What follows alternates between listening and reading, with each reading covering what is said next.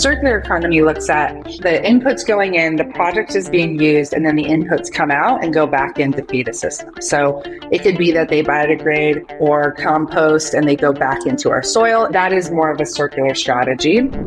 Very early on, we had to make a choice. Are we investing in sustainable fashion brands, sustainable retail marketplaces, or are we investing in material science, software, supply chain? And very quickly, I knew I didn't want to be a brand investor. And we still looked at a lot. We didn't want to miss the opportunity. We had the chance, but ultimately felt like venture wasn't the right type of capital for that side of the pipeline.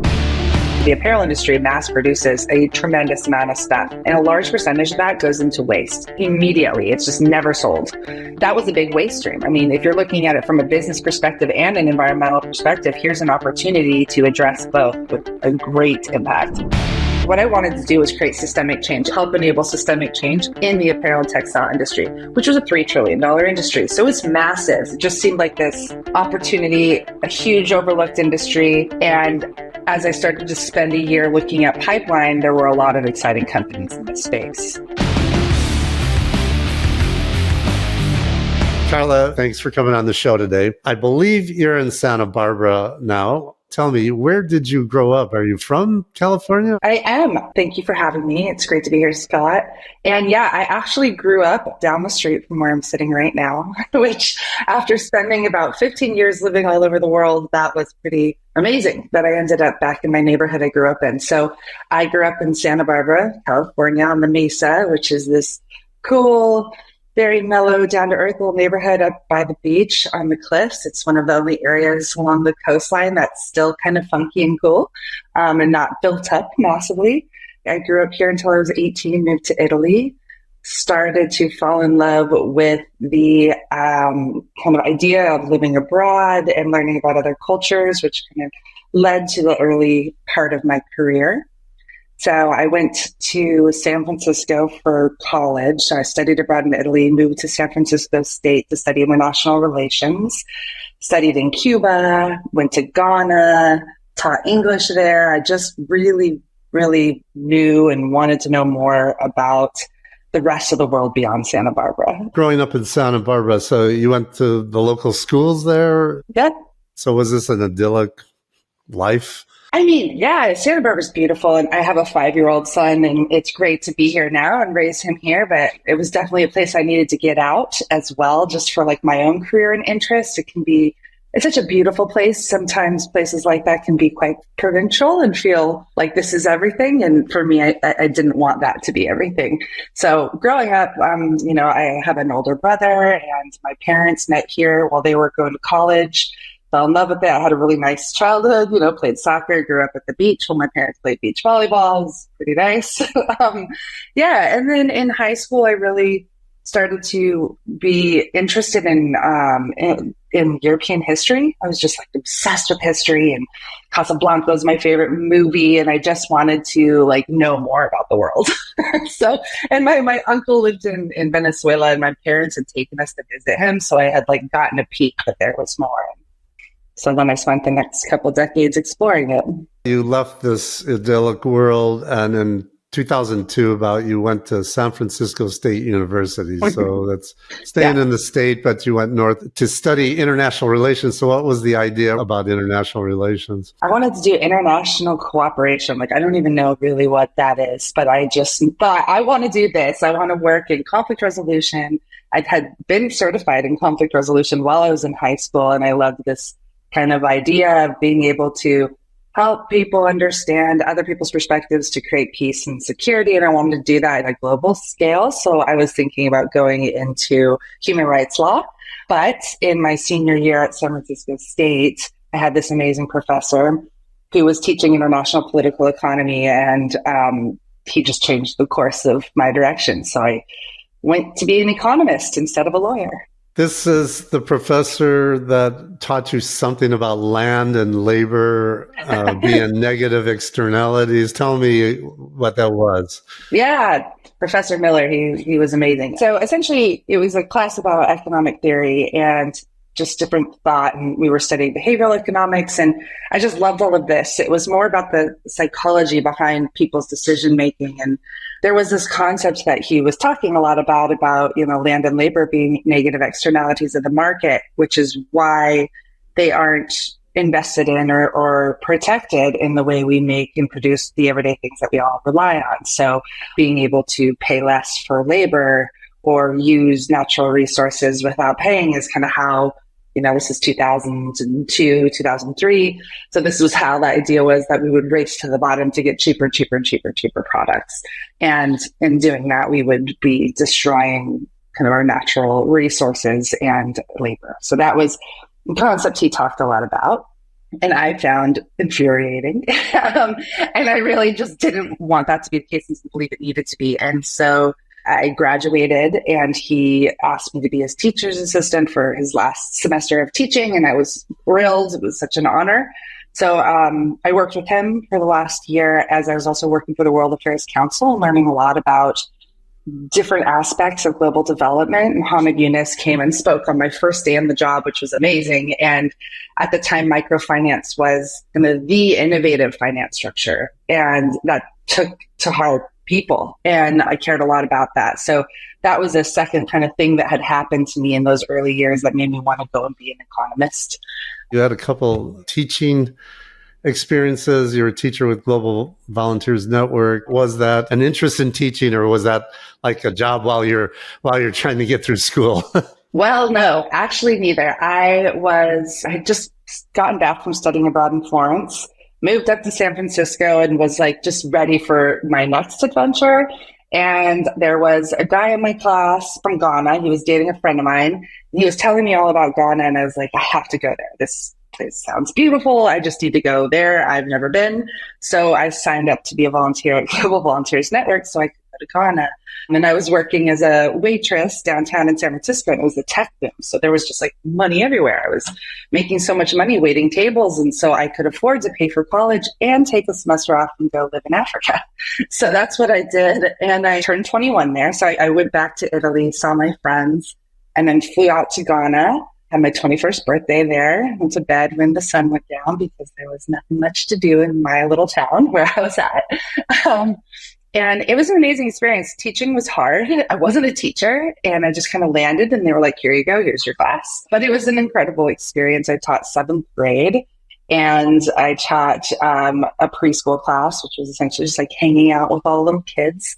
And I traveled all through Ghana. So that was only about 3-month time, but definitely an amazing eye-opening experience at a young age. You finished your studies around 2006. It seems you got a taste of sustainability-related work as a research analyst with the UN Trade and Development Organization in Barcelona, Spain. So that must have been an incredible experience. What were you doing there, and what did you learn from that? Well, I had graduated in 2005 and was in early 2006 being the teacher's assistant for that professor. So I was falling further in love with this international political economy. I wanted to be a development economist, but I wasn't sure exactly how or what that really meant. I had a friend of mine who was moving to Barcelona, and I wanted to do that. I wanted to go spend some time abroad again. So I moved out with her and met somebody that worked for the UN who was looking for an internship with a background in what I had, international relations and development. And so he hired me, and I got to work in Barcelona because that's where he lived. And it was remote, though, for our headquarters team in Switzerland. And it was incredible. I got to learn all about international coffee organization and all the different actors that were a part of this massive sector, from the smallholder farmers to the large corporates. We were trying to convene everybody. We were also trying to develop a tool that was making fair trade and organic coffee cost competitive. So back to my, a few years earlier obsession of figuring out how to protect land and labor, this was a way that they were trying to do that. They were trying to make it cost competitive so that when a shopper goes in to buy their cup of coffee or their bag of coffee and it says fair trade and organic, there would be no reason why they wouldn't purchase it because it was actually cost competitive. So that was another eye-opening experience. My boss, Christopher, was awesome. He really showed me a lot about the reality of doing this work, the good and the bad. And one of the big challenges that we faced that actually made that project not continue to go through was we were having to go and verify fair trade or fair trade labels third-party fair trade labels with all of the coffee producers and the brands that were making claims around fair trade. Starbucks at the time had a big, well-known fair trade efforts that they were doing. It was their own internal label, and they were not willing to work with us on this. And it kind of just collapsed the entire initiative that we were trying to do. They ended up turning away from coffee, not Starbucks, but our group, and starting to focus on sugar. And this was really fascinating to me because I was working with the UN and I was 22 years old. And I thought, wow, you must be able to have so much power to change the world. And nope, in fact, not.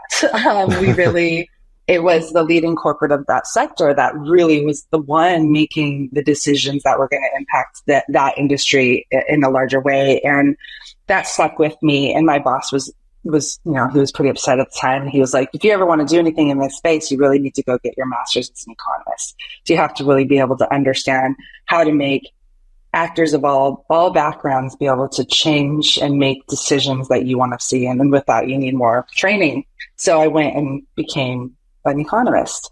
And ultimately that experience, which I think we'll talk more about later, is what led me to launching Alante Capital, seeing kind of opportunities within the industry I'm in, of the leading corporates of that sector actively excited and ready and wanting change. Around 2008 or so, you went to the University of Rome where you studied for a master's in development, economics, and international cooperation. Location, I get that. So what was your thinking at that time that you were going to get out of that studies that you were lacking? Since that experience in Barcelona, I knew I wanted to go get a degree in economics. I went back to the United States to look at different schools and get ready to apply for grad school. I was working for a communications firm that was doing PR and marketing for fair trade and organic companies. So I was staying in that fair trade, organic food systems space. I really didn't like PR and marketing. That is not for me. But, it was great to learn how to talk about it, learn just what brands cared about this, what customers were thinking. So that was a good experience. And in that time, I got accepted into Rome. I really wanted to go to an international program where I would be one of very few Americans. I wanted, if I was going to study global economics, I wanted a global perspective in the room around me. And I had met some friends who had done a program in Europe that was an 11-month. It was kind of an intensive 2-year put down into 1 year, where it was a small class. You really got to know everybody. And that was what I had wanted. So there were a few universities where you could do that. And Tor Vergata was a great one. They had a great economics program. I got in. And so I got to move back to Europe, which was also what I wanted. So yeah, I moved to Italy in, I think that was 2007 or 6. And then around 2010, with your newly minted master's degree in hand, you went from sipping espresso in Roman cafes and landed as a research analyst with an organization called Building Markets and a posting in Kabul, Afghanistan, of all places. So talk about contrast. But this also must have been an incredible experience. So tell me how that came about and what you were doing in that role. Yeah, that was an amazing time. I graduated in 2008. It was almost 2009. And so it was, the financial crisis was happening, and being in Europe was a little bit far. I wanted to be closer to my family. And so I moved to New York, which is about as far as you can get from Santa Barbara, but at least on the same continent. So I moved to New York and got a job with Building Markets. And it was an amazing experience. I worked at headquarters for a year, just doing research on their development projects, which were essentially to build and strengthen economies in war-torn or recently areas that have recently been having a natural disaster. So as these countries were having to rebuild, essentially, how can we step in and ensure that it's rebuilt with empowering the local population? So how do we strengthen jobs, not fund all these external groups to be able to rebuild, but really to fund the internal groups to really create that strong economy to move forward with. So that was the idea of Building Markets. And I got a promotion after a year. They hired me as an intern. It was actually pretty funny. So I had to be an intern to graduate from grad school. So it was required. All students had to do 3 months of an internship, write this paper. So I got an internship with them. Of course, I can't afford to live in New York being an unpaid intern. So I also got a job at this Michelin star lovely restaurant because I had waited tables all through college to pay for that. So in that experience, my first day on the job at Building Markets was the Haitian earthquake. And if you remember the Haiti earthquake, it was a disaster. And it was a disaster for many, but it was the largest UN fatality at one point. So a lot of people had died. The group that I worked with were all ex-UN people. And so they had a lot of friends that they knew that had been stuck there or who had died. We had offices in Haiti, and we were going down there to actually launch our Haiti program. And so a bunch of the people I met the day before had flown down to Haiti and were now there and stuff. So on my second day of the job, there's just like mass panic in the office. And no one knows what to do with the intern. They're like, sent me out to find satellite phones in New York. I don't even know what those are. They're running around town, just trying to stay out of the way. It's very dramatic. And then the juxtaposition was crazy. I then like got on a bus, went up into the Upper East Side in Manhattan and, worked at this very swanky restaurant. And the last table I had was Roger Waters from Pink Floyd. And somebody who was with him and my dad's favorite band ever, Pink Floyd. I was pretty excited about that, but had to play it cool. And we had this, great conversation. We kind of gotten to know each other. The next day I come back and the person that had been with him and paid his bill and everything was there again, talking about his plane to Haiti. And I just lose my filter. We're not supposed to, really interact a lot with the guests at this place. And I just lost my filter and said, oh my gosh, how do you have a plane going to Haiti? I work for this group. They're all stuck there. We're trying to evacuate them, but we can't. And he just said, well, listen, I have a full plane heading down. He worked for Partners in Health. So he had a full plane of people going down and an empty plane coming back. And he's like, do you want me to evacuate your staff? And I was literally day 2 intern. And I just said, yes.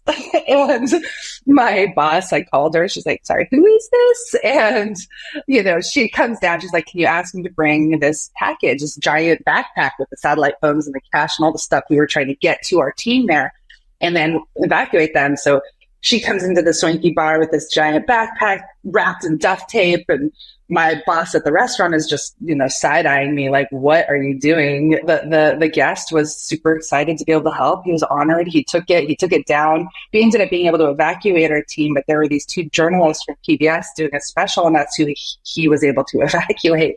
So the next day I go in and get the job there. So they were happy about that. And that's what started my career as an economist.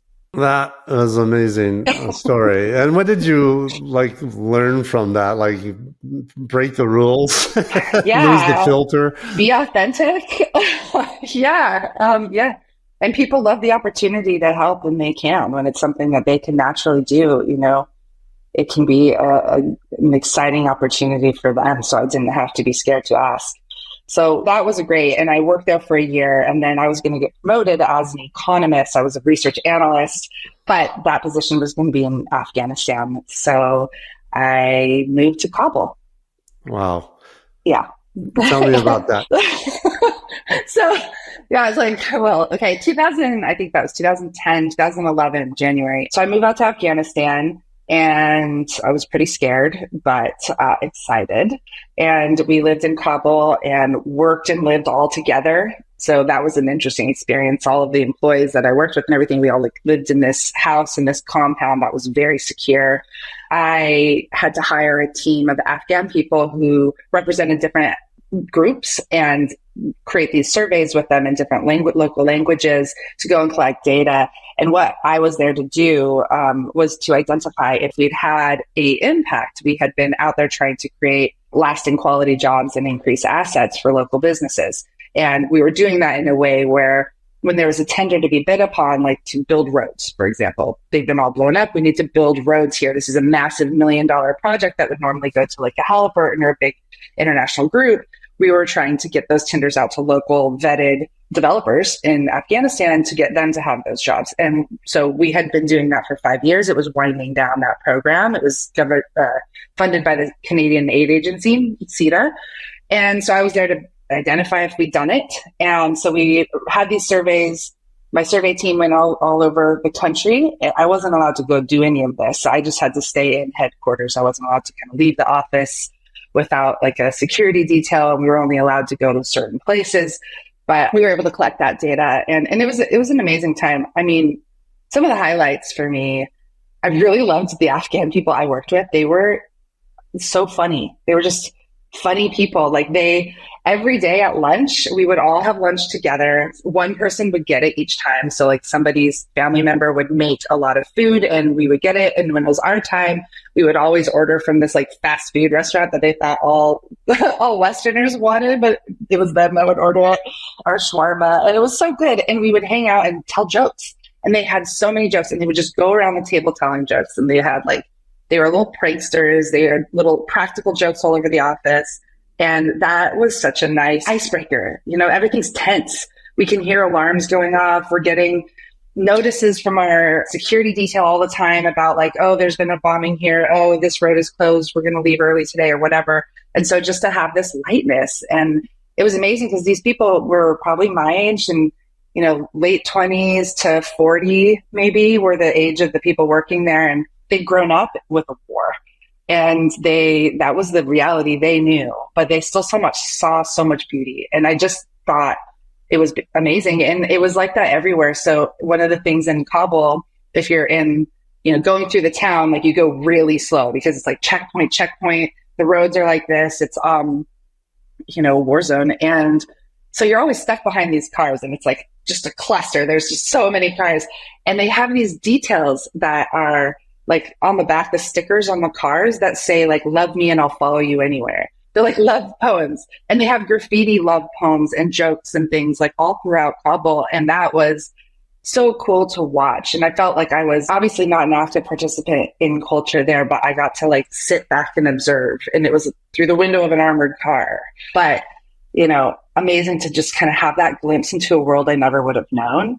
And we did get to do some cool things. There were some bars and restaurants that we were allowed to go to, and they were so beautiful. You would go through these security walls that just look like cement and razor wire, and you get through it. And it's this beautiful building, and the Afghan architecture is amazing, and the tiles and the gardens and the soil is super fertile. So like there's just roses everywhere and flowers. So there was just this like almost sacredness to the beauty. Like they would like it felt like it was coveted. Like it was just, I don't know, it was really beautiful. And one time I got to they were trying to promote tourism among the international community. And so I signed up to go on this UN project to build out tourism in this one peaceful part of Afghanistan. And so we took this old Russian helicopter with like the two types of, the two propellers over the mountains, the most amazing mountains I've ever seen. It was just like out of this world to me. Like I'd never seen anything like this. And we go and we fly and we're in Bamyan, which is where the giant Buddhas had been before they were destroyed. And it was so beautiful and different and peaceful. And we were actually allowed to like go out for walks and go do stuff and go get coffee. And we hadn't been really allowed to do that a whole lot. And we went backcountry skiing and it was just phenomenal. Just like backcountry skiing through the wilderness, up these mountains, through these villages with all these mud homes, these homes they were made with mud. And then all of the windowsills would be painted bright colors because they just like always found beauty. It was, I don't know, it was a pretty amazing experience. When you look at the big picture of that experience, what was your takeaways or your lesson learned from that? Because it's one thing to work in developing countries and emerging markets, and that's already a big contrast to working and living in the West. But to be in a war zone like that is got to be a couple standard deviations. Oh man, it happened pretty quickly, my takeaway, which was I'm done being international development. That's done with this field. I don't want to do it anymore. Why? It was a combination of things. It was partly at school when a lot of my professors were actual practitioners. They worked and lived in the field and they would be back from Ethiopia for 2 weeks. And so they would come and lead a lecture. And so I started to get a glimpse into what the lifestyle would be like as a global aid worker. And I didn't want that lifestyle. Like I wanted to have a family that I was around and I wanted to have a little bit more like not just peace and security, but just being in one place and being able to go away and come back versus what I saw a lot of people doing, which was jumping from station to station to station and not really getting to have that other kind of lifestyle. And so that was tough. And a lot of people in the war development economy, that's a whole nother group. Like there are people who go and work in that space oftentimes like it better than other countries and will go from war zone to war zone to war zone. And the pay is better because there's like, you might die benefit. It's terrible. Like it really is. You get paid more. You get all this benefit because of how unstable and dangerous it is. But people go from place to place and there is a community and they know each other. And I didn't really want to do that. So I knew. And at that time, we couldn't do much, right? So I would come home from the office. One of my best friends in Brooklyn would be like just getting up for the day. And he and I were starting to start a company. So I would come home and spend like probably 5 or 6 hours on the phone or on the computer with him. And we were starting this social enterprise where we were trying to get like local healthy food accessible to all these communities. It was called Food Starter, and it was essentially like what Imperfect Foods is today. And that was just giving me this glimpse into the world of business that could have a social or environmental benefit. And it was at that time, it's 2011, the field of impact investing had just become a thing. Like that term had just been coined. My boss in Kabul at headquarters was really interested in this space. So he had been talking to the company a lot about social entrepreneurship, impact investing.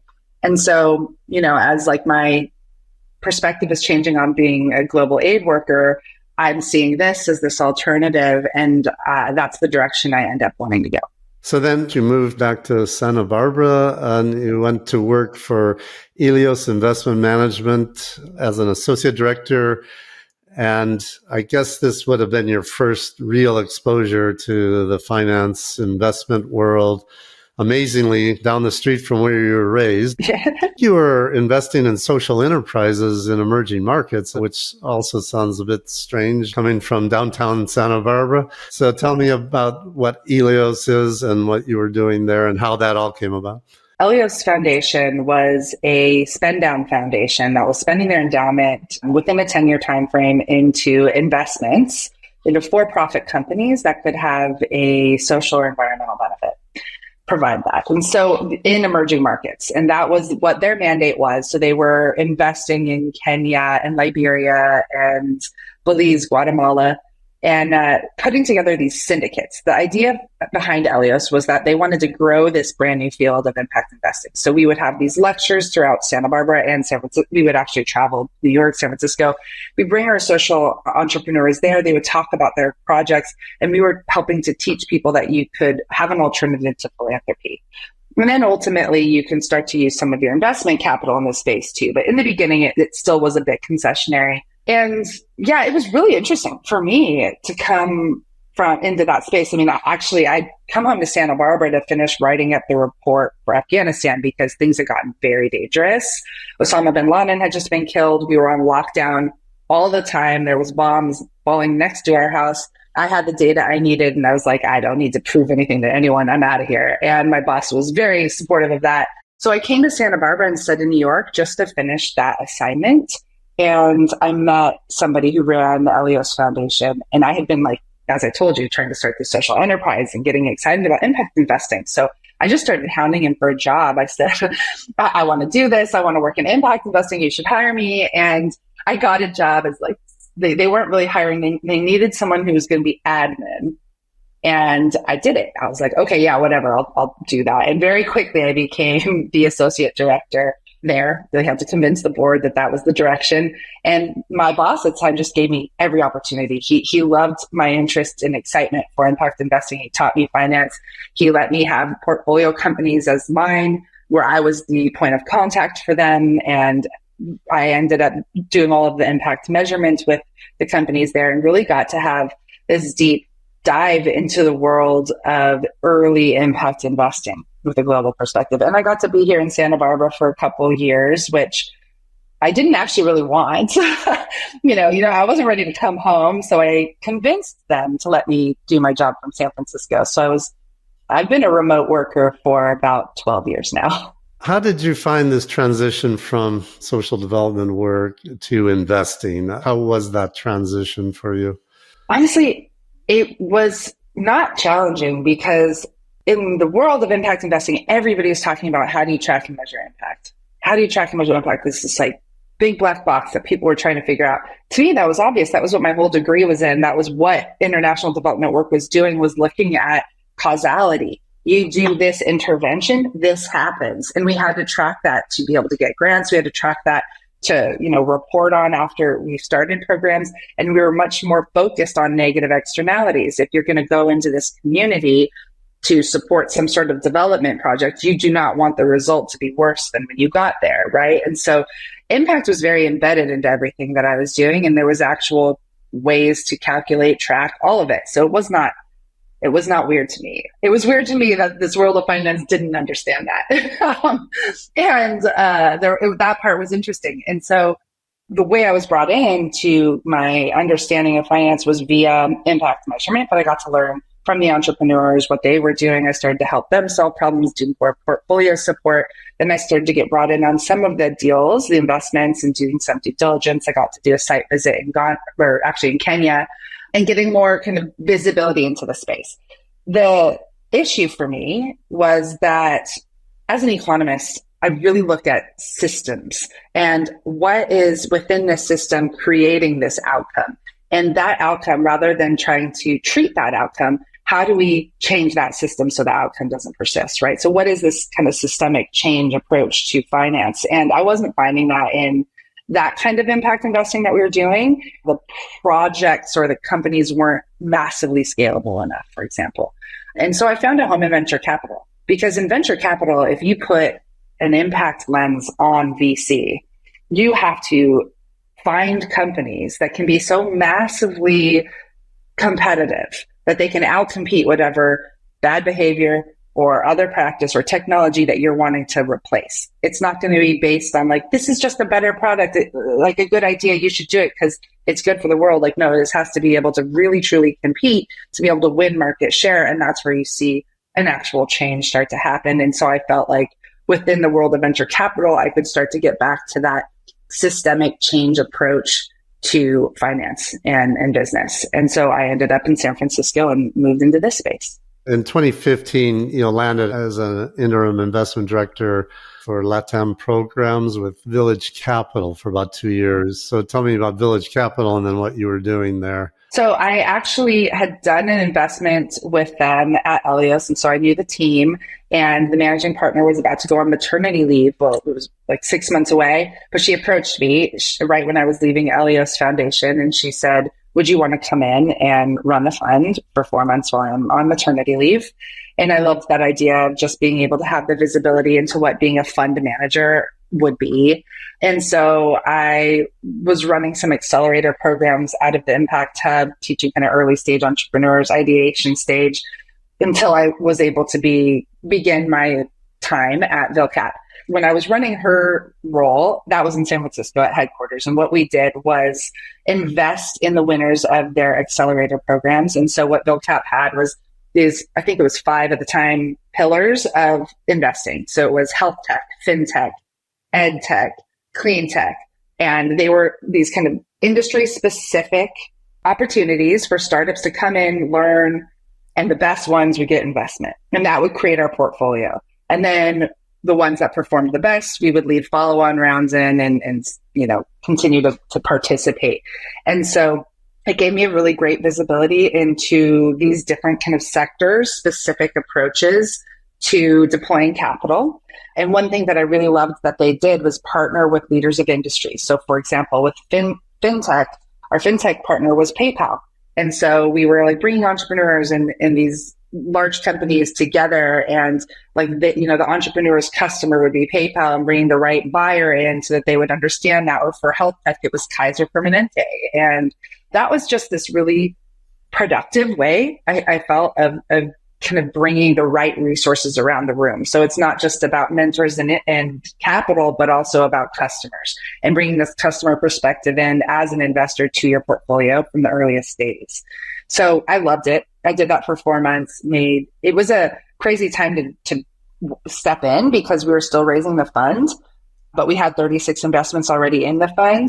And in my time, I had to lead 6 follow-on investments in 4 different countries. So it was a bit of just drinking from the firing hose, if you will. And I loved all of it. Like I loved just portfolio management, portfolio support. I love investing. So that got me clear that this was the direction I wanted to be in. I wanted to work in venture capital. And it was at my last time there that we were doing the selection process for our agriculture portfolio, which is my background as an economist, was in ag tech. So that was an area of interest for me. In doing the due diligence, I was looking at this company called Stony Creek Colors, and they were working with Levi's. And Levi's, as I went down the rabbit hole, I started to uncover why Levi's would be working with them, which had to do with the instability across the apparel industry supply chain, just how incredibly dirty and polluting it was, but also how insecure the supply chain was, how dependent brands were on single resources and needing to have more diversification of where they were getting their dyes or their materials or their cottons or whatnot. And I started to see all of these commitments by brands, starting with Levi's, around sustainability goals and seeing them working with innovators. And it wasn't just like the usual suspects, Eileen Fisher or Patagonia, but it was the Gap and the North Face and brands that at the time in 2015, you didn't really hear talking a lot about sustainability. And this was my kind of aha moment, if you will, that brought me back to that experience in coffee sector with the UN, where it was like, wow, this is the leaders of industry. These are the people in the malls in every place in America, Levi's, the Gap, and they're ready and looking for change. I wonder if there's enough innovation in this space to be able to give them that change. And so I spent a year looking into that, which led me to Alante. But to finish the original question, during that year that I was building Alante, I was living in Costa Rica with my fiance, husband. We just got married. And I was working for Vocap, leading the health tech accelerator in Mexico City. So I would fly up, work for 4 days, and then fly back down to Costa Rica. And I did that every month for 6 months. And that's what allowed me to have the funds to be able to really spend a year focused on the idea for what became Alante Capital. So Village Capital is a VC, like an equity investor? They're an equity investor, equity and debt, convertible debt. They're a VC based in San Francisco, but they also have these global accelerator programs. So I ran their fund in San Francisco for the 4 months, and then they brought me on to lead their accelerator programs in Latin America, the Mexico City ones, because it was, it would allow me the time I had needed and wanted to work on my own thing. That brings us to the beginning of 2016 and when you founded Alante Capital. I made you carry a lot of water to get here. What inspired you to launch your own company? And especially what I think is very interesting that I want to talk to you about is what led you to choose circularity and focused on the apparel industry? Well, I always had this entrepreneurial side of me in everything. And so I kind of assumed I would be an entrepreneur at some point, but wasn't really pushing it, knew it would be a hard road. So I was kind of waiting till it was the right idea, the right thing. And other entrepreneurs will say this as well, but it was one of those experiences where I'm seeing this and I'm just like, how does this not exist? Like, how is this not already a thing? And it just seemed like such a big opportunity that I couldn't walk away from it. And so I spent a year looking into it. The reason why it ended up being a circular thesis is really what I wanted to do was create systemic change, help enable systemic change in the apparel and textile industry, which was a $3 trillion industry. So it's massive. And for me as an outsider, I wanted to focus on a single industry so I could really understand, gain the intel, partnerships, the expertise required to pick the right companies and scale them. And before I was in food systems, and there were lots of food system funds out there. And so I hadn't seen any in the apparel space. It just seemed like this opportunity, a huge overlooked industry. And as I started to spend a year looking at pipeline, there were a lot of exciting companies in this space. Why the name Alante? Yeah, so I was living in Barrio Escalante, which was a neighborhood in Costa Rica, and I had a different name. So when I first started the company, I started it with an investor friend from the co-working space in San Francisco, and we had called it Vitrum Ventures. And I come up with that name because I was watching some PBS Nova episode on the formation of glass and transparency and how this whole concept behind it. And we were working together for about 8 months. And then it was clear that we didn't need to go work on this together. Like we had kind of two different visions, two different ideas. So we made the hard choice to split directions, and I was going to go forward with this idea, which was the Alante. And so I gave him the name, and I wanted a fresh start. And so I had a handful of names, and Alante was one of them, and Escalante, Barrio Escalante. It also means to scale up, and Alante is slang for to move forward, Alante. And it was time to move forward, and it was time to scale up and do this. And so that's where Alante came from. Spanish is one of my three languages, and I've spent a lot of my life in Mexico. And I didn't recognize that Alante was forward. I guess in Mexican Spanish, I would have said adelante. Adelante. Give me a high-level introduction, an overview of Alante Capital. What's your mission, the main activities, key strategies, and just put some bookends around it, like the number of employees and funds and structure, that type of housekeeping stuff, and then we'll drill down in much more detail. So Alante Capital is an early stage VC fund. We invest pre-seed, seed, and Series A into startups that enable a circular and decarbonized future for design-driven consumer industries. We started with the apparel industry, Fund 1. We launched that in 2019. And we are now launching our second fund called Alante Capital Investment Fund 2. And that's going beyond apparel and looking at home goods, footwear, and the outdoor gear space, all similar supply chains, similar retail partners.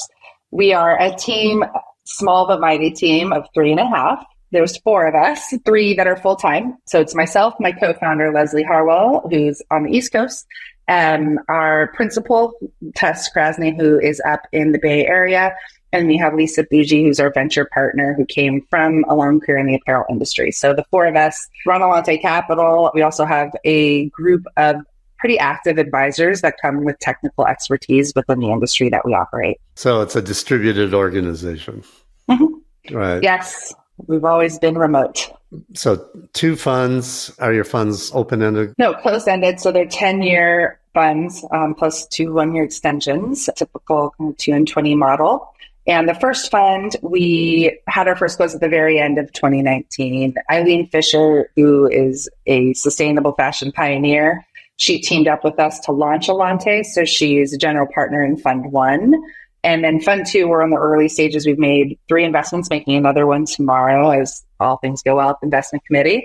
And we'll be, that's open for the next year, and we'll be deploying that for the next 4 years. And the plan is to have more funds after this. There's certainly more demand for our capital in this space than the capital we have available. So it's an exciting time to be right here.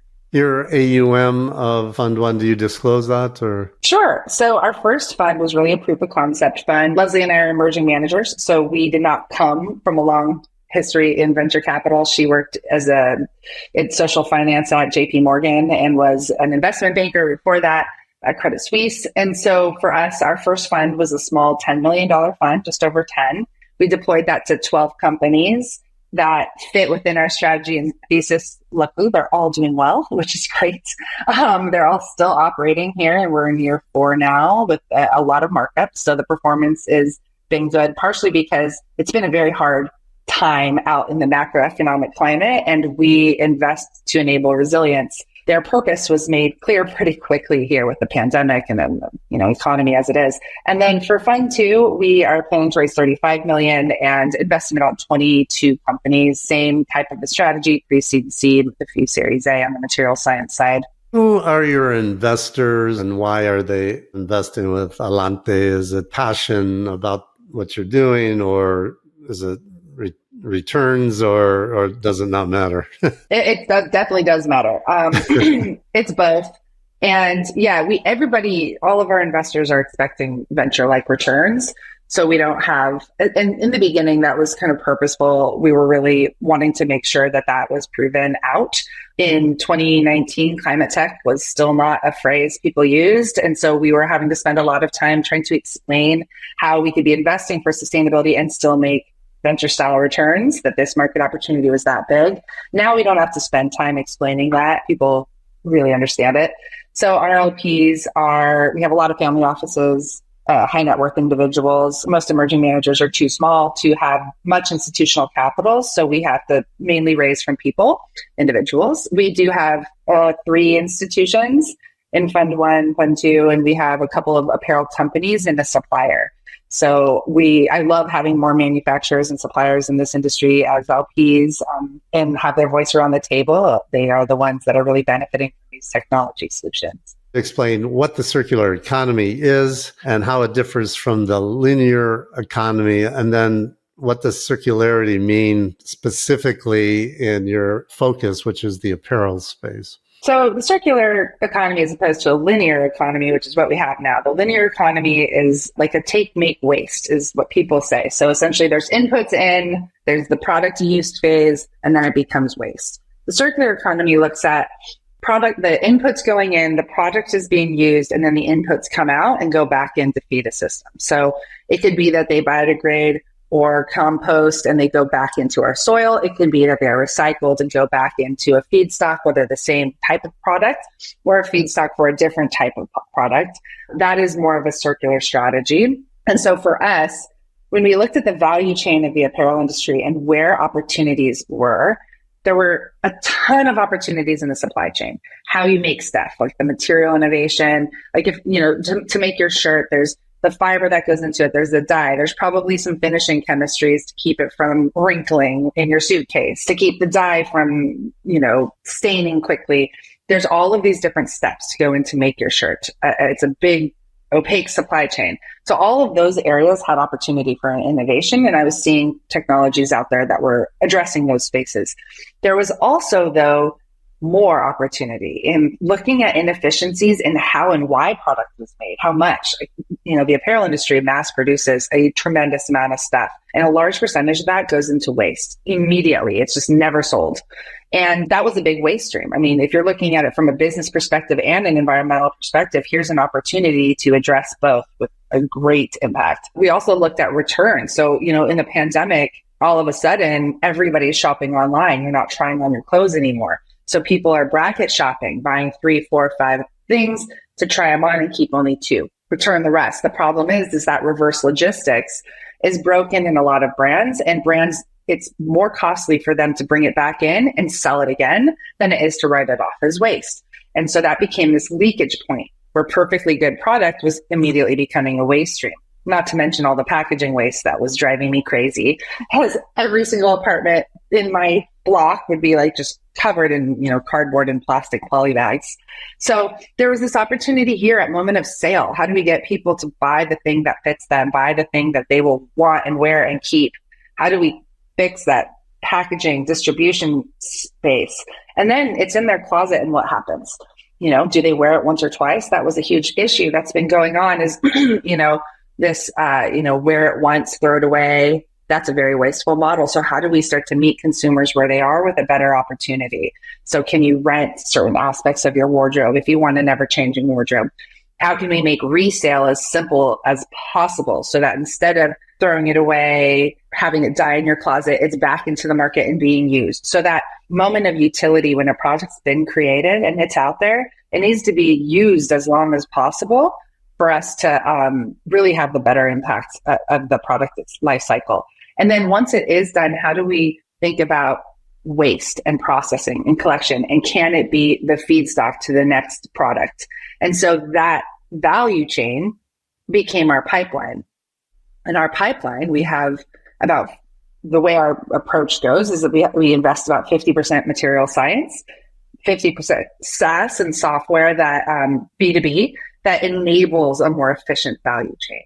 And we have hundreds of companies, 1,000 companies or so now that fit within that strategy and that are early stage investment opportunities.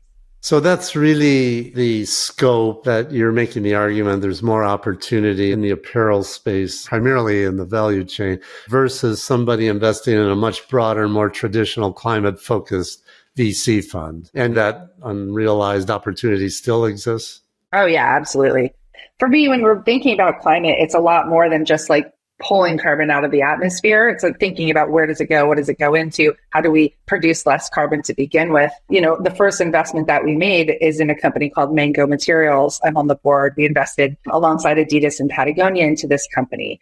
It was sent to me by our team at Levi's, who was our first corporate partner. So we really integrate with these brands that understand what's valuable and what challenges, we can truly address. This company uses methane gas to make a biopolymer that can be converted into a alternative for polyester fiber.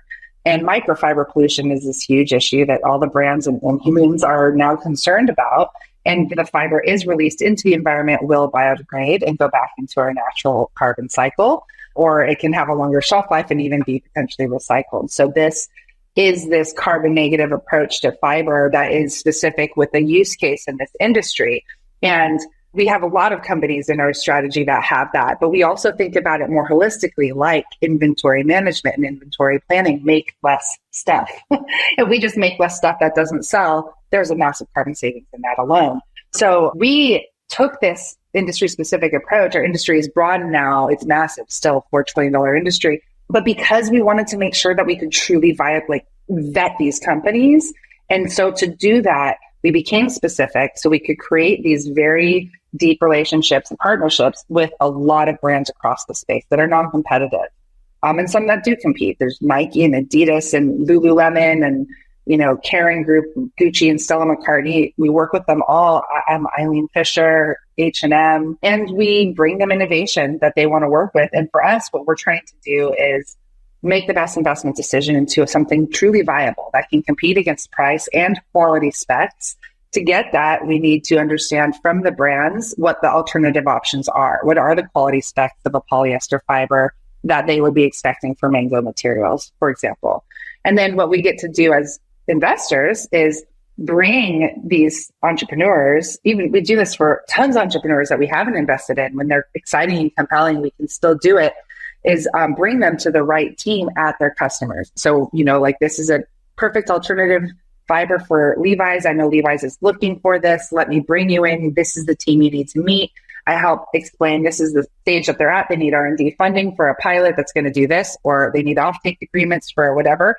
And it just saves so much time. And so that's a value add that we bring our entrepreneurs, is really a vetted customer pipeline to help them scale at variety steps of that process. And the reason we can do that is because we are specific into our industry. What's Alante's theory of change and the problem or problems that you're specifically trying to solve? If I had to boil it down to one word, it would be waste. And waste can come in a variety of aspects, whether it's carbon, whether it's material. That sustainability aspect is huge. And so we're trying to enable a circular and decarbonized future for the apparel industry. And what does that really mean is we want to make it so that they're more nimble, more resilient, and less dependent on the fibers that they've been relying on. If we're getting virgin polyester or conventionally grown cotton, which is super water intensive and chemical intensive, what other opportunities are there to use a recycled fiber that can be as competitive as a virgin fiber? We just invested in a company that's super cool that uses the waste from potato fields that needs to go somewhere. And they've been able to figure out how to make it as a really, truly viable cotton alternative, meeting specs. And that's the first time we've seen something like that in 7 years. So we look at how do we create these opportunities for a nimble and more circular and sustainable value chain for this industry? How do we create a more healthy consumer who interacts with these products as well? So for us, it's really creating systemic change. We want to unlock systemic change within this industry. And I don't think it needs to stop at apparel. I think if you take this approach to any industry, you can do it. One thing that I think is really different about Alante is that you don't just focus on one area across the supply chain of apparel, but instead you focus on the end-to-end circle. So how did you end up with the end-to-end circle? And then make that real to me. How do you actually do that? I'm not a brand person. I am a supply chain person. So very early on, we had to make a choice. Are we investing in sustainable fashion brands, sustainable retail marketplaces, or are we investing in material science, software, supply chain? And very quickly, I knew I didn't want to be a brand investor. And we still looked at a lot because we didn't want to miss the opportunity if we had the chance, but ultimately felt like venture wasn't the right type of capital for that side of the pipeline. And so we became this supply chain focused investor. And when I was just spending that year, when I lived in Costa Rica, talking to everyone I could about the problems in the apparel industry, was reading everything. I was seeing the connectivity for like, what are the brand's problems? What are the consumers' problems? And I was tracking all of these startups, and I just had this massive spreadsheet, and I started to tag it in a ways that I could understand that weren't the correct ways that the apparel industry necessarily tracks it, but something that made sense to me. When I started seeing like production, distribution, use, waste recovery, like these little buckets. And I had them in these columns, and these were, it was starting to become clear. And I honestly like had been just living in my Excel spreadsheet forever. And I went to sleep one night and I just like had this whole dream about like solving this thought in my head of like how it all connected for real. So it was a dream. And I woke up and was like, that's what it is. It's the circular economy of this and this and this. And it was like, how did that not already come together? But it was like, I was too deep in it. So after I stepped away from it and, slept, I saw this whole strategy that is still the strategy we have today in Costa Rica, 7 years ago, whenever that was. And that's how we launched this kind of concept around that. You've identified 3 dimensions of impact that you're specifically targeting. The first is the environment, and then the second is labor, and then finally consumer consciousness. Explain a bit more what each of these mean to Alante, and then why or how did you decide to focus specifically on these 3 dimensions? So these are just our dimensions of impact. Beneath them, we have KPIs on like how we track the different types of indicators. But when I started, like I cared about the environment. I was working in food systems, but it was really more the intersection with humanity that I had grown up caring deeply about. It was the farmer and, the smallholder farmer's access to being paid for what they're producing in a more fair way. Like that was the thing that really got me. So I wanted to be building this to have a social and environmental approach. Since running this company for this many years, unfortunately, the social side is much harder to invest in. So we look for technologies that can enable more social impact. We haven't invested in a ton that are pure play on the social. There's a lot of companies that do result in creating social impact by removing harsh toxins, by creating a clean environment for them to work in. We're doing a company now, I can't talk too much about it yet, but that is the most socially responsible one we've done yet. But that labor piece was important to me. That was kind of where I came from. I learned more about the environmental piece along the way. And the environmental piece is huge. I mean, that is, all of our companies address the environmental piece in some capacity. And then the consumer consciousness dimension is really, how do you continue to build a movement around circular economy or sustainability? And now, I mean, that was happening without us early days. And now you see it and it's so mainstreamed and it's exciting. There's like everybody knows about sustainable apparel now in a way that nobody did 4 or 5 years ago. It's just in every mall. It's on commercials. We track kind of the role the different technologies we play have in enabling that kind of continuation of this consumer consciousness shift. But underneath that, as an impact expert, like that's where I came from as a development economist, it's important to me that we track few but good indicators. We do not ask our companies to do everything and report on everything. I want very clear and concise indicators that go along with what their business intention is and that can be tracked and measured consistently over time. So usually that is directly tied to sales. And when we're investing for impact, the impact these companies have is deeply integrated into what their product is. It's not like a take one, give one type of model. It's like, no, the more product you sell with biodegradable polyester fiber for methane gas, the more carbon savings there is, more greenhouse gas equivalent emission savings there is. And so that's how we do it. Those dimensions are the higher level portfolio strategy. And then underneath them is our KPIs. What are the KPIs and metrics that you lean on? And I don't know if you use the same set with all or if it depends on the type of tech or investment you're doing. Definitely depends on the type of technology investment. I think it would be a disservice. And this is like a debated topic within the impact investing world because a lot of people want consistent, same indicators so we can like measure these companies against each other. But for me, it's more about like, what is the mission of that company? Like, what are they trying to do and figuring out a realistic indicator underneath that. I like it to be more nuanced like that. So they aren't all the same, but we do have a lot of GHG emissions, companies that are addressing GHG emissions. Most of them are one area within the circular economy space is like this enablement of that closed loop part, the circular materials piece, like keeping things in circulation. That was this like growing space. It's still very much new and growing, where we had to look at a lot of different experts out there who were looking at how do we say what the carbon savings is of a shirt that's not going to be bought, right? Or like, that shirt has now got another owner. You kept it in circulation longer. So what is your carbon savings with that? So we use some of like the expertise that's out there and the reporting around kind of what the equivalent carbon savings or resource savings is for displacement or thinking about the circular economy parts of our metric. And we're very transparent. So you can actually ask for our impact report on our website and we'll send it to you. And we have a very long section around methodology and how and why we get to each of these metrics. So let's talk now about Alante's investment process. Can you walk me through the end-to-end investment process that you go through when Alante is selecting an investment? How do you source your targets? And then what's the screening process, both financial, non-financial, as you go bring it through the filter or however you envision it? So the pipeline, it starts with pipeline, and that's, as emerging managers in this space, that was critical to us. We had to have a strong and solid pipeline so we could have good deals to invest in. And so by being the like sustainable apparel industry fund, we became a magnet. And that was very on purpose and important to us. So we partnered up with the accelerator programs. We brought on Eileen Fisher, who helped, and she put her name on this, which enabled us to get all of these brand relationships. They started sending us deal flow.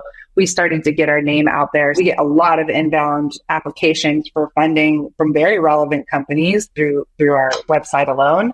And we've made it by now, we're pretty well known. In the early days, it was like, becoming that magnet was very important. And we had this lucky opportunity where one of our startups that we were talking to was doing an article for Vogue Business. And she said, "Hey, will you speak to the journalist for me?" And I was like, "Yeah, okay, I guess. What does she want to talk to me about?"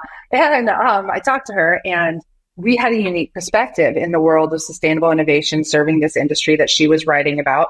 So we became his go-to source for her. And we didn't pay for anything, pay promotional, or PR outreach. It was all earned. And we had 2 or 3 different journals, Sourcing Journal, Women's Wear Daily, Vogue Business, where they were reaching out and we were getting quoted often, monthly. And that really helped in the early days because innovators in this space, this movement was like growing all of a sudden, and it was all of a sudden growing quickly. And so they were all paying attention and reading these articles about startups partnering with certain brands. And we were always there. And so that helped. Every time there'd be an article, there'd be a lot more people reaching out. And then, of course, co-investors, as we started to make investments, which I'll get back to the investment process in a moment, but our nuanced due diligence strategy, like being able to talk to Adidas and Levi's about the innovation that they're looking to work with while we're doing that, like was valuable to other investors. And so co-investors wanted us on the cap table. And so they were like, oh, this is they were more like climate generalist funds or sustainability funds. But when there would be something intersecting the apparel industry, they would always send it to us and be like, hey, you guys want to check this out? What do you think? Do you want to come on in? And so because of my co-founders' relationships with more seasoned VCs, we knew all these people and they became really great active sources of pipeline for us. And then our entrepreneurs ended up loving working with us and started to send people our way too, which I'm really honored when our portfolio founders send us a great other portfolio founder. We've made some investments that way. We talk to hundreds and hundreds of people every year. Our principal has our intro calls now. It used to be me and Leslie doing that always, but now Tess will have our 30-minute intro call with that relevantly fits in our thesis and is somewhat interesting. And then if it is, we have a weekly digest call, weekly pipeline call with the team where Tess can reports out, this is what she met with this week. This was interesting. This wasn't. These are questions. So we're staying in the loop. If there's an area where I'm wanting to be smarter at understanding, it's starting to emerge and I need to be like on top of it, then I join all those calls with her and Leslie will do the same. So sometimes we jump in if it's an emerging space. But then if it's like, oh, this is cool and interesting, we've looked at the deck, then we have our call with the partners. And so the entrepreneur will have a call with usually one partner and Tess again, and we'll dive in. They'll do another pitch for about an hour or so. We have a deep conversation and then it goes a little bit further into our process. Once we decide we actually are interested in investing, early on, we like to get both partners engaged. So we'll have the other partner to have, because we're the investment committee, along with one outside person. So, both partners have to have a level of buy-in. And then the one who leads the deal works with our principal to actually bring it through all the way to the end and then present it to the other partner and the external IC member. So that process can take, once we've decided we like this, we're really interested, let's go ahead and move forward with due diligence. That can take anywhere from 6 weeks to 2 or 3 months because of usually the lead investor. And so if we're not leading, which we haven't led yet, but with Fund 2, we'll likely be leading a handful of companies, but we were just too small to write big enough checks. So we would be, it's that timing of like, we're going to go deep. We go deep on our due diligence. We really understand the company, where they're at, their process, there's all of that, because we are very actively engaged in supporting them post-investment. So that due diligence part is critical for us. And we have a whole process of how we kind of turn that around. And what about your screens, financial screens, but then you have non-financial screens? Can you just speak to those a bit, or that process? So for us, the team matters a lot in these early stages. I mean, every investor says that, but it's true. The pre-seed stage, seed stage, like the team really matters. They don't have to have everybody hired, but, understanding kind of the founders. But our screen around that, I think, is far more inclusive. So we're not looking for people with specific background. We're looking for people who think in different and specific ways, who understand the problems that they're facing, who have the softer skills that we're looking for, not just that they came from this VC fund or this Ivy League university or this think tank or whatnot. That's not really what we're looking for. We're looking for people who can open up and be partners, and be vulnerable, talk about the challenges and the opportunities, who I can trust and be able to say, yeah, we can get into this. You don't have to be perfect. There's this dynamic of entrepreneurs having to pitch investors and be perfect to be able to win capital. And that is the opposite of what works for me. So, just in me and my nature, I like to get real and get down into it. And that partnership matters. And so, there's a lot that goes into understanding the team. How do they think? How would we work together? All of that. The product obviously is critical. So there are a lot of flashy, kind of niche, sustainable opportunities in the apparel industry. It's apparel. So fashion is flashy. And we say no to a lot of it because viable, it's never going to be able to meet cost competitive. The material or the output is not durable or does not meet quality specs.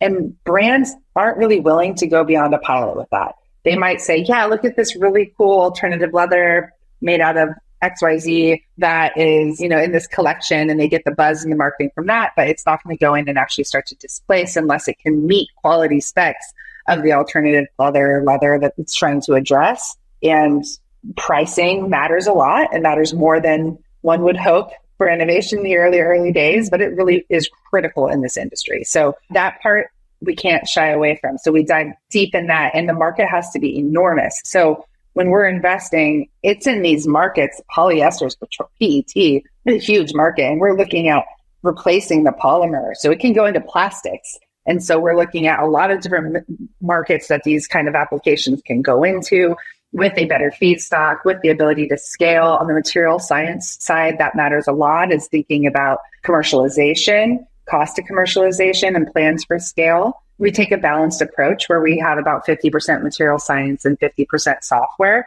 so that we can reach the type of return expectations within the time frame of our fund that we're working towards as a VC, knowing that sometimes material science returns will be great, will be very high, but it's going to take a lot longer to get there versus something on the software side. Yeah, we really look at all of that. On the impact side, it comes down to, is it embedded impact for systemic change? And I just lived and breathed this so long that that's the easiest thing for us to know quickly, oh yeah, no, this is only something that increases sales, pass. And be oh yeah, okay, the impact is there. It's that part is not challenging because it's embedded impact. So we're not looking at something that if the CEO was changed, the impact could potentially go away. No, this is just a critical new innovation on a polymer level or on a chemistry level, so the impact is embedded. So that's something that comes up early, probably the first call. We would maybe even not even have the call. If it seemed really compelling and we weren't sure about the impact, we'd have the call, because sometimes in an area I care a lot about right now, we see impact where even the entrepreneur doing the company doesn't necessarily see impact. And that has to do with inventory planning and inventory management.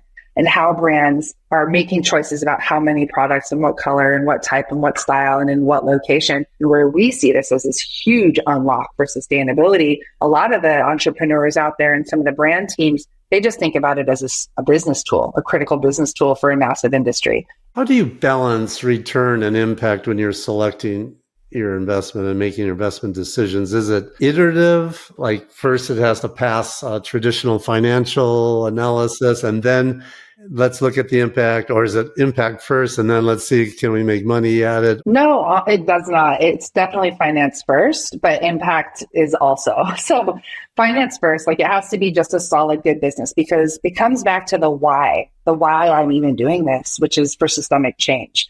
And so to reach systemic change, like the reason why I like venture capital at all is you have to have something that can be so competitive that it outcompetes whatever inherent practice or product is out there that it's going to compete against. So polyester, plastics, like these types of chemicals and chemistries that we're looking at are massively scaled, hugely pervasive. They're in every industry. They're built for efficiency. They're super cheap. So how do we look at something that can start to replace that? I don't want to just create something small, niche, and be like, oh, here's our little cute green side of the business. Like, what can we actually look at that is a radical displacement of some of these inherent technologies? And so for us, that scale piece, which then results in scaled style returns, is number one important. Like, we have to find things that are just solid, strong businesses, because if not, I mean, this is a very competitive industry, venture, but not venture, but the apparel industry is so competitive that it just won't go very far. It'll just stay small and niche, and that's not what we want. So it really comes first from that financial return perspective and the scalability, the competitive advantage, the companies that we're investing in. And then on the impact side, we just wouldn't do it if we wouldn't see something that could also, the result of its scale is transformative impact. And we have different definitions underneath what that really looks like and means. But we don't invest in anything that doesn't have the possibility of like removing a gigaton of carbon. Like, we don't have any type of claim like that, which a lot of, climate funds have, because we're looking at it from this more systemic approach. How are your investments typically structured? Yeah, so oftentimes they're pretty early stage. So it'll be a safe, usually at the pre-seed stage. Sometimes a convertible note, though less of those these days. And the safe is a sale of future equity, so it ends up just being part of our equity portfolio. And then it's just preferred equity, usually in the priced rounds of seed and Series A companies. And we'll follow on for a few rounds. So we reserve about 50% of our capital for follow-ons, and we expect to follow on at least pro rata with most of our portfolio companies. Though at every time they are raising, we have an internal review to decide if we are going to continue investing. Regarding your average ticket size, I quickly did the math in my head of your first fund and the number of investments, and I presume it's around $1 million per ticket. Well, actually, because we're reserving for follow-on, for Fund 1, it would be about $500K for the Series A companies. And then we invested more in the following rounds. We would have liked to do $1 million, but we had a very small fund early on. And then in the seed and pre-seed, it's smaller. So it was $350 for a seed, $250 for $200 for a pre-seed company in Fund 1, which was a $10 million fund. For this next fund, the ticket sizes are bigger. So the pre-seed is more around $350 to $5, seed will be $5 to $750, and Series A is $1 to $1.25 about. I think you alluded to your target returns are what you would describe as standard VC. Yeah, absolutely. So that's what we model everything to, is return projections that can be market rate and within the time frame of our fund. So if we're looking at something that's really compelling, but we only really think we can get like not a whole lot of return, or it's going to take 12 years to get there, we can't do it. So that has really come into the due diligence phase and then also tracked throughout every quarter. And so we look at, we're targeting kind of high 20s, low 30s IRR for Fund 2. And Fund 1 right now is performing quite well, though it's still very early days for a lot of those companies, because we invested initially in 2022 in a bunch of them, some in 2019, and then 2021 in a bunch of them. But it's doing well, and they're all continuing to raise. So I think we're going to have we don't have any exits yet, but we don't have any failures yet. And so I think the next year or two, we'll start to see some more of those realized exits out of Fund 1. In your particular investment space, is there any particular standout criteria that you look for that would be different than from a typical VC things of looking for a strong team and things like that? Yeah, for sure. Especially on like the material science side, because that is where we have a lot of expertise, is really thinking about what can scale and outperform in this space. We see a lot of companies in this area. What we're looking for is companies that can drop into traditional manufacturing. There's this kind of push for like the future of manufacturing where you like invest in things that are fully outside of the supply chain. That's not really where we operate. We're looking at drop-in replacements that can just drop into the traditional supply chain, the metal in the ground, because that's what creates this ease of adoption. And that matters a lot for the apparel companies, is this level of ease of adoption, whether it's on the software side or the material science side. And because we have a nuanced understanding of how they make decisions and how them and suppliers are adopting technologies, we have some criteria around that we look for. And that's how we de-risk the time frame of this kind of company. So it's making sure that they can scale within the time frame of our fund. Is we need to see their ability to be able to drop in and scale and commercialize within 5-6 years. So we have a lot of nuanced understanding about that. I think also on the circular economy side, like we get sent a lot of technologies and people tend to focus in on one area of the innovation, like the feedstock or the process or the product. And we really look at all of it. So if it's like a company that enables recycling of something, like we still have to look at what is the feedstock, what is the market for the feedstock, understanding that everyone kind of looks at that.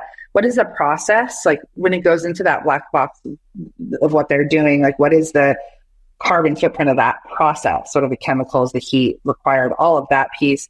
What is the product and how viable is that? And then how does it drop into the supply chain afterwards? And I've just noticed, I thought that was pretty straightforward, but I've just noticed that that is not always how investors or brands are looking at it. They'll look at some and not the other, and then get to a point where that thing that they didn't look at is the thing that breaks the deal. So we look at that screen from the beginning. Like there's our first check boxes when we're looking at a material science company. We've actually built tools for brands to do the same thing. If they're looking at 3 or 4 companies side by side, how do they pick which one is better? Historically, it would be like, well, we met this person at a conference and she was nice. And now it's like, well, okay, cool. But here's the 4 competing companies that are doing the same thing, because their job is not innovation and running VC funds. Their job is making clothes And so we were like, okay, here's the tool. And then we were the pipeline. So they talked to us about like, what are the competitors in this space? And then they can decide what's best for them. But anyway, yeah.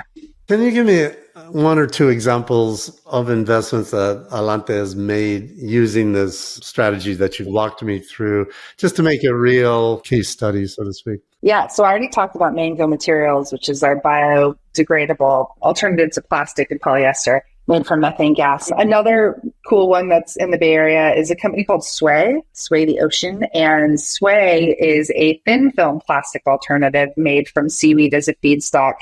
And they were able to pelletize that so that it can drop into traditional manufacturing for plastic, for thin film blown extruders, and be able to make an alternative to poly bags, which are, there's just so many of those that instantly become waste. Whenever you order something online, it's always in those little thin film plastic bags. This is a replacement for that. That is home compostable. You could bury it in your garden. And they are also in other industries like the peekaboo sleeves and like a pasta box, food grade. They're FDA approved. Sway is a really cool company. Circ is a company in our portfolio, is the second investment we made. And they are able to recycle post-consumer garment waste, so old clothes that are mixed with all kinds of crap. And they are able to pull all of that out and make a pure feedstock that can go into becoming the base polymer for virgin grade polyester fiber. And the cotton becomes man-made cellulosic, which is the third fastest growing fiber class in the apparel industry. So Circ is that unlock for the circular economy, and they are doing incredibly well. They were up for the Earthshot Prize runners-up last year, been in the market with Zara, Mara Hoffman, a number of other brands. So that one's exciting. And then on the software side, one company that I really like is a company called FitMatch. And fit is a huge problem that creates a lot of waste on both directions. People return the clothes, or they make a lot of product that doesn't fit people in the beginning and it becomes waste.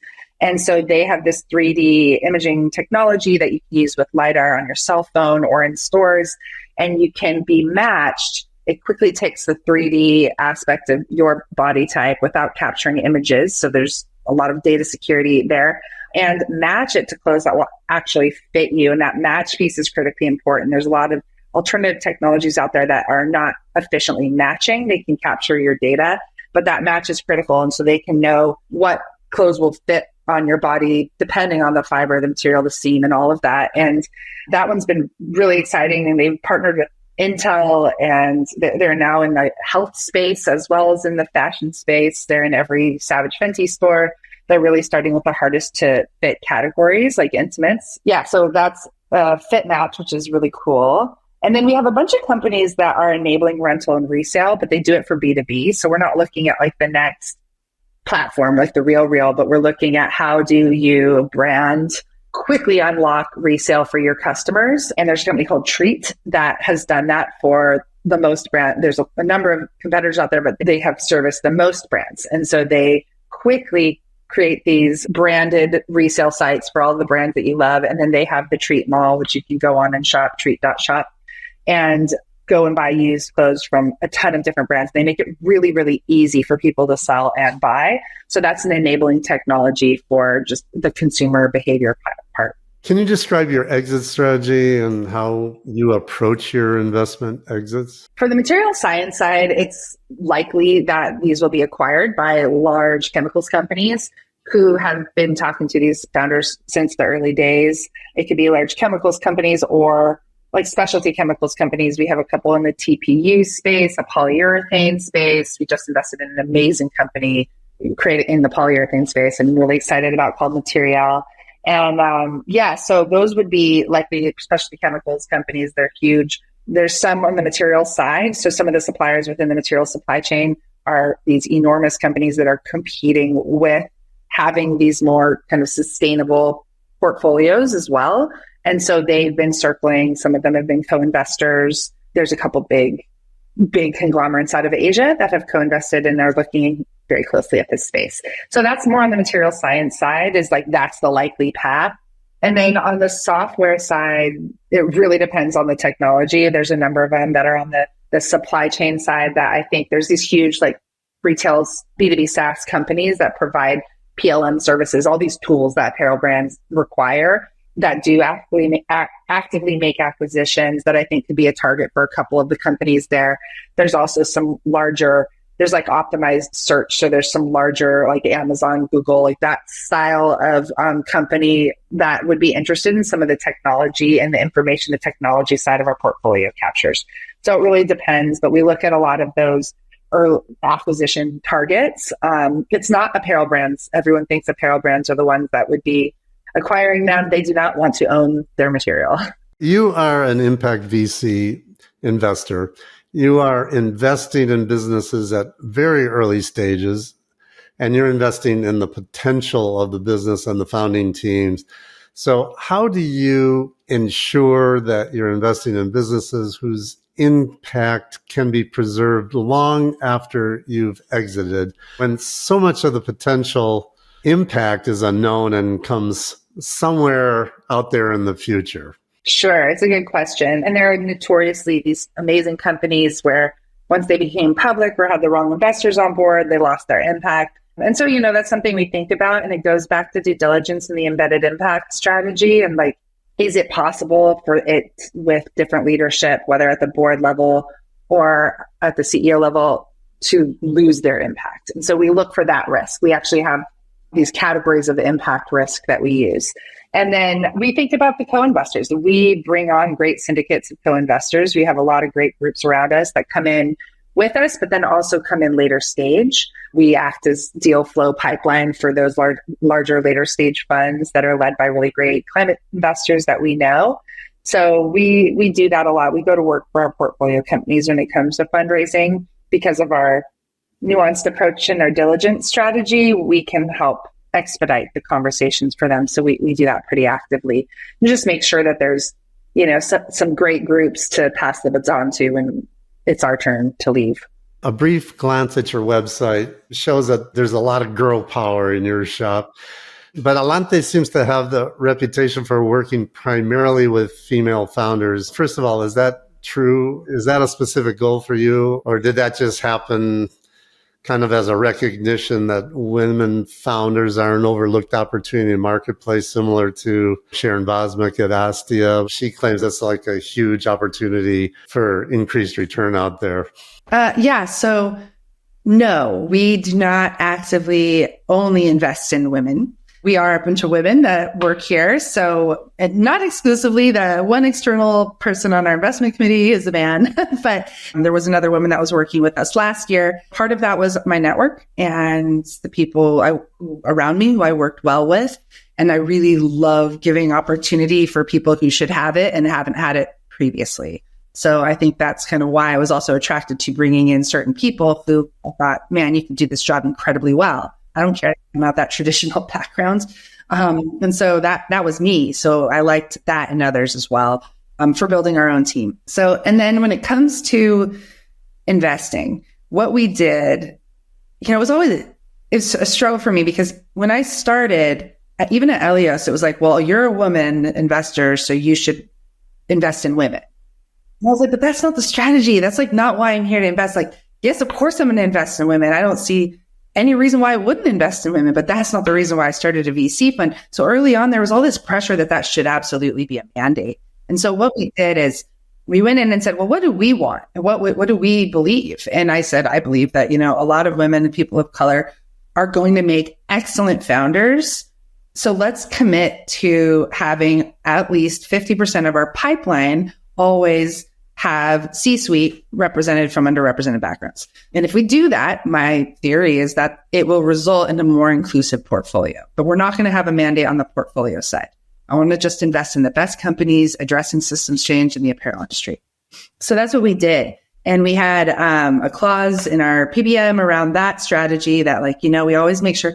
And frankly, without trying, our pipeline is pretty much always hovering at 60% of people with founding teams of underrepresented backgrounds. So it's pretty amazing. It's interesting though, because we get a lot of deal flow from Europe. We also invest in Europe. And every time we do that, it starts to decrease our diversity metric. So I'm trying to figure that out. But the whole reason why we track that is because if we start to see that we're not having a more diverse, set of entrepreneurs in the pipeline, we need to be expanding our reach. We need to be partnering with more accelerators or universities or making sure people know to be applying to our websites. But it doesn't stop there. We also think about in the criteria of what makes us invest, how do we remove traditional barriers to receiving investment?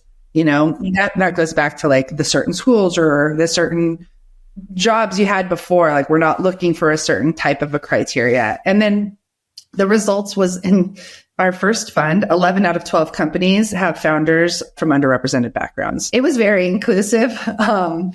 We'll see where we go with fund two. I think it'll probably be something a little similar or maybe a little bit less because of our investments in Europe right now. Eileen Fisher is one of your founding partners, and Alante emphasizes the importance of partnerships with bigger brands in the apparel space. How does the accelerator affect work in this industry and practice? So Eileen, she came in as an individual investor in Fund One. She helped seed the company so that we could launch the fund and do all of that, which was amazing. And then we also partnered with her brand. Her name really was this kind of seal of approval that we did something meaningful for sustainability in the apparel industry. She's very well respected across that industry. So it really helped us in 2018, 2019, launch our partnerships with other brands. So when we went to Levi's, they were our first outside brand. And I wanted to work with them so bad. Their chief sustainability officer, Michael Kabori, had inspired my whole approach with Alante. And I had quotes from him all over my first deck. And then they became the very first partner we had.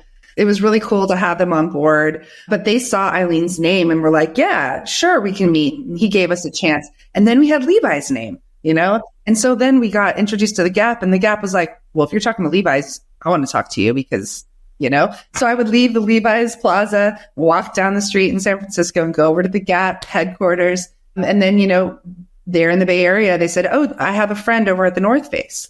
and I met the North Face and started working with them. And then I would get opportunities to speak, and I would speak at these industry conferences, the Outdoor Industry Association. And I would just talk about strategy and just get all of these brand partners instantly coming up saying, oh, we want to work together. And so that's how we really built out the network. And what I'm excited about for the network now, we have a lot of brands. We even launched a consultancy years ago now, supporting them more with a separate team. And now we're starting to have more suppliers and manufacturers, like these huge companies from the supply chain that we get to now talk to regularly in Singapore and Indonesia and India, who are actively looking at sustainability in their operations. So it's exciting to see kind of the level of interest across the space now and the willingness to participate in partnership. And you believe it's resulting in significant change, or will result in practice and significant change? Absolutely. I mean, it's almost impossible for a brand to not care about sustainability at this point in the fashion industry. It's just like mainstreamed. But what hasn't mainstreamed is the availability of materials and alternatives. Those are all still commercializing, and it takes time. So, having invested in this space, I know kind of how far things are off to market. And there's going to be, in about 2 years, so much of this new innovative material fully commercialized and ready to be scaled. And we're just going to start to see it in every collection. So I'm excited about the interest. It's maturing too. There's been a lot of call outs for greenwashing. Brands are not doing it right. They're making claims. And when I see that across different industries, that's a signal that it's starting to mainstream and starting to mature. And now there's going to be reporting requirements. We're going to have to do this better and authentic. And that's happened. And it's super exciting. More environmentally or socially sustainable fashion normally comes with a higher price tag. How do you manage this in the world of fast fashion where there's so much pressure on pricing? We also look at inclusive aspects of where the product's going. So I don't want to support things that are like only for the luxury sector. We're looking at things that can like service the broader industry. And sustainable fashion can be more expensive. It's not always now. You can get a lot of really affordable stuff made from like what is available on preferred fibers at Target these days. I mean, it's just more available, but not necessarily in the style you would want or all of that. And so sustainable fashion still tends, if you want like everything that you'd want, to be more expensive. For me, what success looks like is that somebody walks into a mall in the middle of the United States and goes into Old Navy and buys something and doesn't even know or care necessarily. Hopefully they care, but like what it's made out of. And it's just made with responsible materials. It's just made because we've created a systemic change. So it's not this like small collection or this small group of brands that are offering a better way of doing business. It's just the way business is done. So that's the vision that we see and the direction that we want this industry to go in. And that's the frame that we look for when we're investing in technologies that can help get them there. Where do you see the most promise in terms of tech-based circularity solutions for apparel looking out moving forward? Man, there's a lot of promise all over the place. But there's because dropping chemicals side that I'm really excited about that are starting to utilize more waste as a feedstock in a smarter way, where it's not requiring like conventional corn or sugar to make a biopolymer or something, but is able to like create these clean and massively scalable alternatives to very widely used chemicals that we all rely on, and get to a point of economies of scale that it can be competitive on price. Like there's this company called Material I was briefly mentioning, and they make a bio-based with air carbon and another bio-based feedstock polyurethane alternative without isocyanate. And that chemical, that chemistry, and producing that chemistry is incredibly toxic and dangerous to produce. And a lot of alternatives making a bio-based polyurethane either use conventional bio-based material that is got a bad carbon footprint. They use a lot of fertilizer and water, whatever, or they use isocyanate, and isocyanate chemistry is still incredibly toxic and dangerous, but they've managed to fix both sides. And the way that they create their polymers, it can be either recycled or biodegradable at the end of life. So they can kind of tune that to whatever their customer needs. And this goes to market with adhesives, coatings. I mean, polyurethane is everywhere. It's in every part of your shoes. It can become in the foam. It's an elastomer for stretch. It's TPU at the bottom of your shoes. It's, like this. is PU. It's just really everywhere. And so the market is huge, and their innovation is a really exciting unlock that can compete on all of the aspects that matter, from environmental to price and quality and scalability. And I'm just starting to see more of that. And that is very exciting. We're like kind of in this 3.0 of alternative materials, and AI is helping. Oh, I had to say that. Okay, but it's been like 2 hours and I hadn't mentioned it. So, but AI has been like, helping move the testing forward in the material science space so that they can more quickly find the feedstocks or the outputs that matter. So there's just this kind of like revolution happening right now that's pretty exciting. The converse of that, the supply chains within the apparel industry are pretty complex and often pretty opaque. I had Ed Markham on the show a few months ago, talked quite a lot about this. What is an area where you see that action is needed but remains difficult to invest in, perhaps due to lack of transparency or poor return profiles or logistic reasons? I mean, hats off to Ed and the folks at Humanity United. I love what they're doing with the working capital fund. They are really focusing on the labor piece. And that is a piece that I have had trouble finding within apparel to like start to address. Like, I just haven't seen a lot that are on my side and on our industry that are either make sense from a financial perspective or a time to exit perspective. But there's opportunity there. And I never pass up a conversation to talk with a founder in that space because I want to be investing more in it. But how do we protect labor with technology piece is I think interesting and needs more support. And then the other like white space, I think, in the supply chain is that the circular economy part is around sorting. That's going to be needed for recycling, as it is in all aspects of recycling. And that's an area that is challenging to figure out if what's investable versus what is got to be funded through some other type of capital to create these large plants in the ground and sorting machines. So those are two areas that I would like to figure out. Well, Karla, I've got a few last rapid fire questions to wrap up our talk here. So just give me whatever comes to your mind, or if nothing does, feel free to take a pass. But if you had to name the single most important challenge in the sustainable impact VC investing space at this time, what would you say it would be? A challenge for our industries is still capital. There's a lot of capital starting to move into this space, but there needs to be more and more later stage capital. And there needs to be an opportunity for like the infrastructure that unlocks that kind of capital that we need for project finance. So we need to figure out how to have better offtake agreements from the brands or the suppliers that unlock the type of capital needs that come alongside venture for the companies as they scale Series C and beyond. So that is a critical thing in our world that we're paying attention to. And in sustainable finance in general, I think we still are having to prove and show these great returns and exits that prove out the thesis that we can have deep transformative impact and, massive traditional scaled returns. So that is yet to come in a larger way and will come soon. What do you know now about impact VC investing that you wish you knew in 2016 when you founded Alante Capital?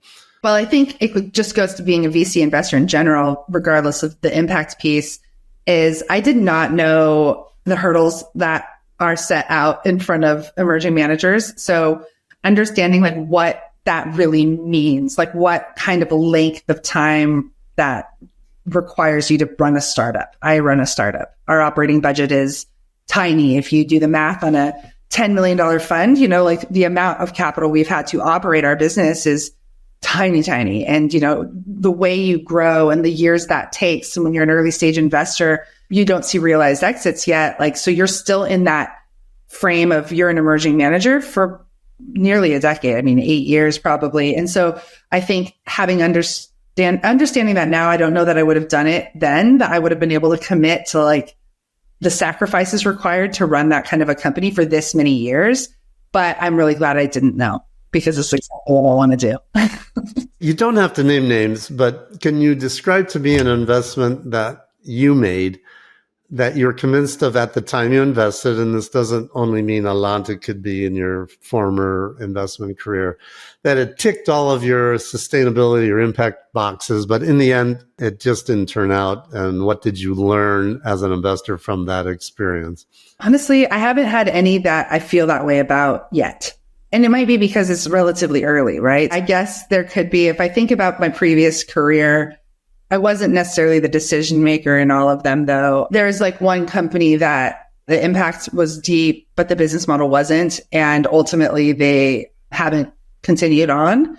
And that was unfortunate. It's a company that should exist. And I think it was more the capital structure was wrong. That's probably an unfortunate one from like within my own experience, looking at like, oh, this is great impact. This ticks a lot of boxes. But really, if you would have dug into like, but the business model and the type of finance we're providing isn't truly a match. And in the early days, I think that was happening a lot more because not necessarily just by me, but like in general, because we were looking for like, what does sustainable finance look like with our expectations and impact expectations? But, you know, thinking about maybe ones that got away, there have definitely been a number of them because we had a really small fund. We could only make 12 investments. We made, 12 investments in the companies we were most excited about. It gave us the diversification we needed for fund one, but there are definitely probably 5 or 7 that I wish we could have gotten into also. And if we'd only had a larger fund, those ones that got away, but I'm so supportive of and happy that they're doing well. And, it's good to see that. If someone wants to get into the impact VC investing space, how or where would you advise them to start?